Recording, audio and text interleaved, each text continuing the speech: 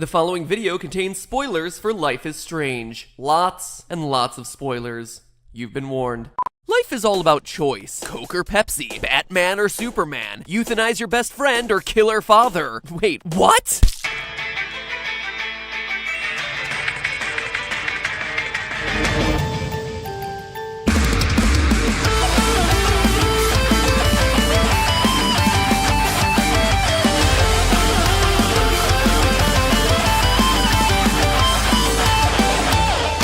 Hello, Internet!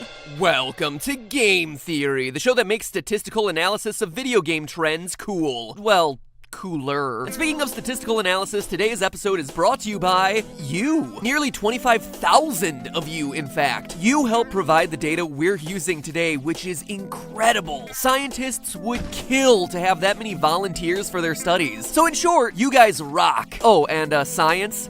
Eat your heart out. But let's not get ahead of ourselves. If you watched GT Live, you may have seen our 10-part series on Life is Strange, which was our most requested game to date. If you're not familiar with the game, here's a link to the archived videos. Enjoy the koala rants. I'll see you in 20 hours. But for those of you who don't want to burn through a day binge-watching my mug on the couch, Life is Strange is like a choose-your-own-adventure book with an emo haircut. The game follows a girl named Max who's studying photography at a boarding school in Oregon. Beyond that, you have free will to make all sorts of choices about what Max does, from watering the plant in her dorm room to signing petitions.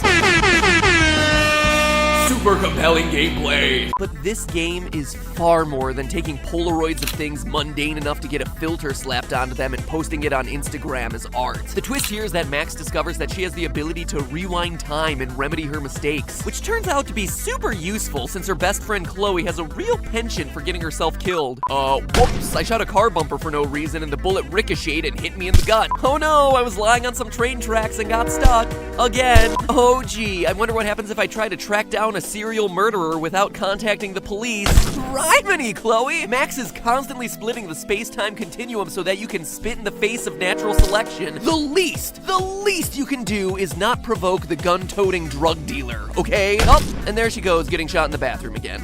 Great. As you go, the choices get harder and more intense, to the point that at the end of the game, you're making choices that don't really fit into black and white categories of right and wrong anymore. At the end of each chapter, the game rewards you with a chance to compare your decisions to those made by other players. From, did you steal the money for handicapped children, to, did you prevent your sexually assaulted best friend from jumping off of a building? As an aside, can I just say how emotionally ill-prepared I was to have my video game friend depend on me to talk her down from suicide? That's some really, really serious stuff. Like Tumblr trigger word level serious. Makes me miss the days when the most intense thing that happened in a game was hitting someone with a red shell right before they crossed the finish line. But of all the decisions in the game, it was the final one that really caught my attention. After 19 hours spent reuniting with your best friend Chloe, bonding over late-night pool parties, early morning dance-offs, shared kisses and heart-to-heart conversations, you have to decide whether you want to sacrifice her life. At this point, you've saved her life no less than 5 times, and honestly many, many more if you really sucked at stopping that train. But all of Max's Back to the Futuring hasn't sat well with the rest of the universe. A giant tornado is set to destroy the entire town, and Chloe determines that the only way to save it is for Max to go back in time to let her die the first time she gets shot, thereby setting the timeline on the right path. And that's your last choice of the game. Sacrifice your best friend to save a whole town, or let the town and all the people in it get sucked into a vortex to let your best friend live. The end. So much for a happy ending. More accurate title for this game would have been Life is Emotionally Taxing. Needless to say, in our playthrough, I may have gotten a little choked up.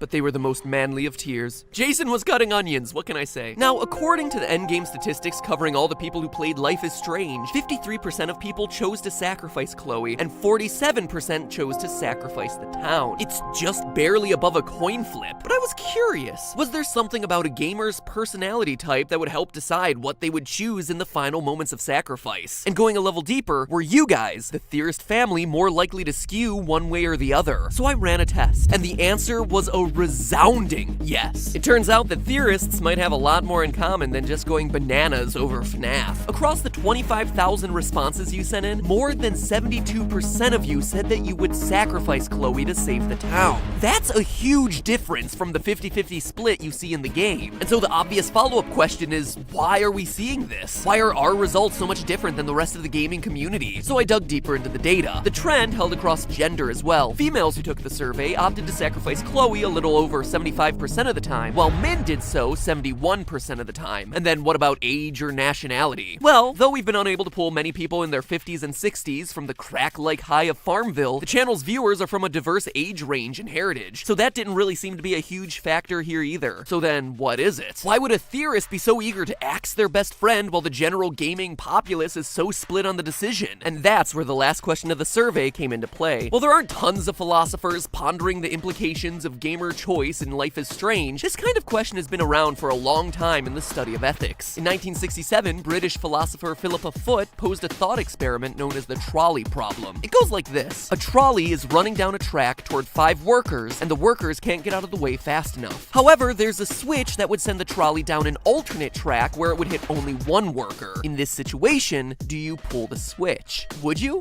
Would you do it? Because in studies, about 90% of regular people say that they would. This decision is classified under the ethical philosophy of act utilitarianism, in which the right action to take is the one that maximizes the well-being for all people. It's basically a math problem. If someone has to die, it's more valuable to save 5 people than to save 1. And honestly, that's likely what leads many of us to sacrifice Chloe and save Arcadia Bay. We hold the value of hundreds of lives in higher regard than we hold a single life. It's like, will you press the button all over again? But obviously, that's not the whole story. In the trolley problem, there's no distinction between the 2 groups of workers beyond how many of them there are. But Life is Strange adds the wrinkle that the one person we'd have to kill is our best friend. And that makes a huge difference. In another variation of the trolley problem, the train is still going down the track toward the 5 people, but it can be stopped if you push an overweight person standing next to you onto the track. I kid you not, this is a legitimate ethical question philosophers debate. Clearly they have too much time on their hands. Now in this scenario, it's a fat person. In this scenario, it's 20 puppies. And in this scenario, it's an oversized Big Newton. Slow clap, philosophy. Slow clap. Anyway, the utilitarian math of this new version is exactly the same as before. 1 person sacrificed to save 5. But people respond to this version of events very differently. In fact, the majority of people say that they wouldn't shove the man onto the tracks. In other words, that one change of having them push the person onto the track changed answers from 90% stopping the train to less than 50%. And if you think about it, the same holds true in Life is Strange, where you, as the player, have to physically choose to rewind time as Max to set the course of events back to what they originally were. But why does this cause such a huge change? Well, a researcher named Joshua Green used fMRI readings to measure the brain activity in subjects presented with both problems. Whereas the fMRI showed a lot more activity in the rational parts of the brain when you can just pull the switch, killing in a less personal fashion. In the second scenario, with you physically doing the pushing onto the tracks, it's the limbic system that lights up, the part of the brain that revolves around emotional response, since you're in a situation where you physically have to do the killing yourself. This response is known as rule utilitarianism, the idea that following an established set of ethical rules, regardless of the situation, is the right solution. In this case, the ethical rule is don't push people in front of moving trains. Very good advice, I find. Not from past experience or anything. Going back to Life is Strange, the people who argue for saving Chloe are more likely to be rule utilitarians. They're most likely operating under the concept that a person should do anything possible to avoid harming their loved ones. Okay, so that's all pretty logical, but then why would theorists be so much more likely to sacrifice Chloe? It turns out that we theorists are not like the population at large. Of course, everyone knew that about me the first time I wore a lime green suit in public, but it's nice to have your company out there on the fringe. As the final question of the survey, I asked people to quickly take the Myers-Briggs personality assessment, which classifies you into one of 16 different personality categories based on a 4-letter code. This thing is an incredibly accurate test that if you've never taken it before, you absolutely should. I'm including a link in the description for you. It takes like 10 minutes tops. People around the world swear by this thing, including a lot of top companies who get their employees to take it so they better understand their working style. It's Very cool. Anyway, the categories break you down as follows. Number 1, are you quiet and introverted or an extroverted people person? Number 2, do you prefer using your senses to get hands-on experience with a situation, or do you prefer looking for patterns in the data through intuition? Number 3, do you make decisions by thinking about the situation or feeling what the right thing to do is? And finally, do you enjoy planning and order in your life, classified as judging, or would you rather keep yourself fluid and flexible, classified as perceiving? Take one from each of those pairs of letters and you have yourself your Myers-Briggs personality type. And here's where the theorist data gets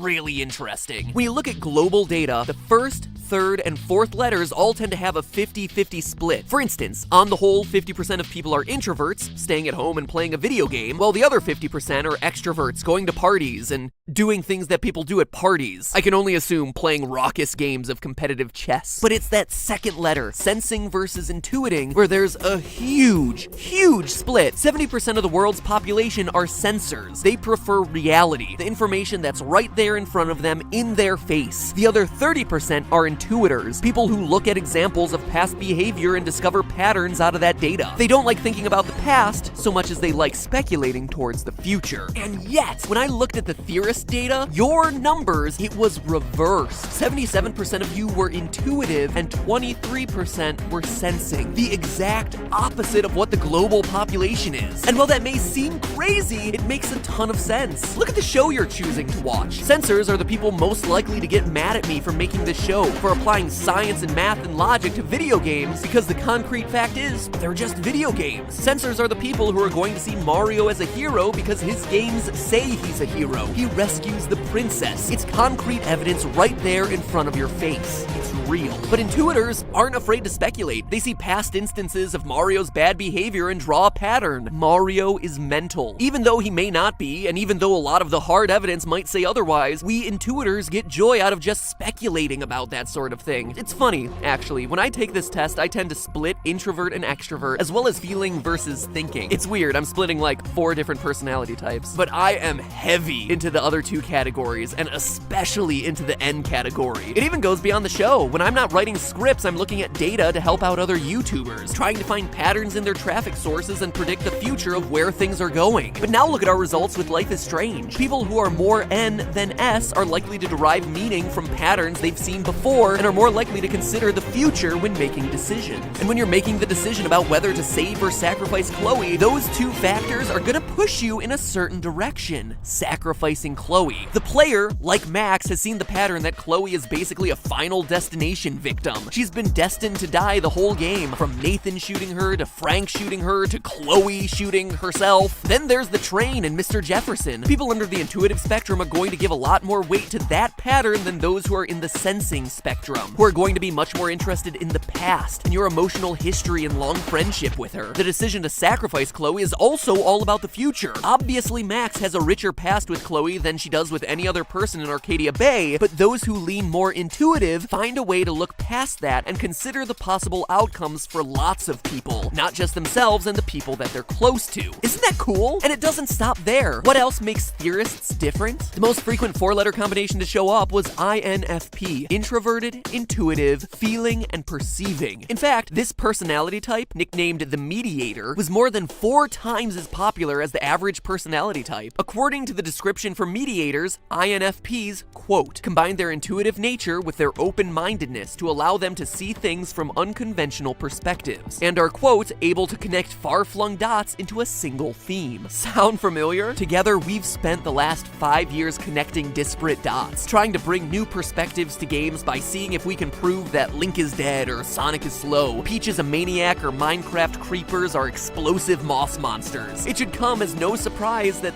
theorists are the same way. In the list of fictional INFPs, one of the most famous is Fox Mulder from the show The X-Files. You know, the guy who says, the truth is out there. You're not gonna find a much better theorist prototype than that guy. I mean, I don't want to get too kumbaya with this, but what's brought so many of us together on this channel isn't just that we love video games. It's that we approach the world with the same creativity, the same desire to find meaning in unlikely places. So even when we're faced with an impossible choice, the life of our best friend versus the lives of innocent strangers, we consider the same angles and by a pretty pretty solid margin make the same decisions. And that, when you think about it, is pretty darn cool. That by the power and magic of the internet, we were all able to find each other, united by the way that we think without even realizing it. And now, we're 6 million strong. It's pretty awesome. But hey, that's just a theory. A game theory. Thanks for watching.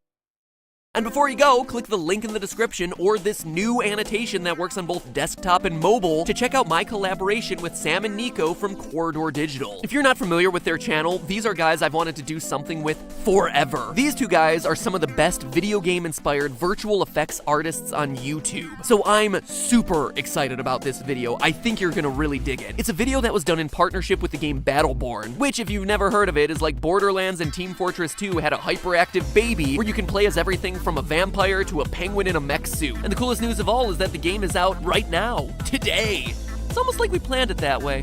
Huh. If you can't tell already, it has the awesome sense of humor that games like Tales from Borderlands has. Something that Corridor Digital is mimicking in their video. You're pretty hot right now. I mean, I don't need a thermal camera to be able to tell that one though. Oh! Anyway, please click over and check it out. It'll be 3 minutes of your life well spent, and honestly, I want them to like me and think I'm cool, so I want to win their friendship through clicks. So by clicking over, not only are you seeing a very cool video, but you're helping me get more friends. Friendship is nice, even if you have to bribe them to do so. See you next week!